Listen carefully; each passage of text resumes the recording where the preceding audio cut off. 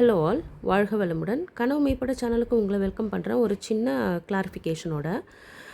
ஹங் assembly அப்படின்னா என்ன? என் பசங்களும் ஒரு 2-3 ஃப்ரெண்ட்ஸும் கேட்டிருந்தாங்க. அதாவது தொங்கு சட்டசபை அப்படின்னு சொல்லிட்டு.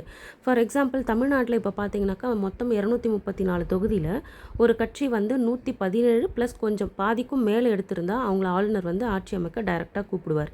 அதாவது 117 ப்ளஸ் 1 118 சீட்டு இப்போ வந்து தேவைப்படுது. இப்போ வந்து ஜெயிச்சிருக்கிற கட்சி வந்து கொஞ்சம் கம்மியாக இருக்குன்றதுனால ஆளுநர் வந்துட்டு என்ன கேட்குறாரு, நீங்கள் மெஜாரிட்டியாக ஆட்சி அமைக்க முடியும், அதாவது தடங்கள் இல்லாமல் முடியும்ன்றதுக்காக சப்போர்ட்டை காமிங்க, பேப்பரில் அட்லீஸ்ட் எழுதி அவங்க பேருங்களையாவது கொடுங்க, அந்த 118 நம்பர்ஸ்ன்னு கேட்குறாரு. சில கட்சி தலைவர்கள்லாம் என்ன சொல்கிறாங்க, இது வந்து தப்பு, ஆளுநர் அப்படி கேட்கக்கூடாது, மெஜாரிட்டியாக அவங்க வின் பண்ணிட்டாங்க, அதனால் அவங்கள டைரெக்டாக கூப்பிடணுன்ற மாதிரி சொல்கிறாங்க. மக்களாட்சியில் நம்ம ஆட்சி அமைக்கிறதுக்கு சில நம்பர்ஸ் வந்து ரொம்ப இம்பார்ட்டண்ட்டாக இருக்குது. அது ஆளுநர் புரோட்டோகால் பிரகாரம் அதை ஃபாலோ பண்ணுறாருன்னு சிலருக்கு தோணுது.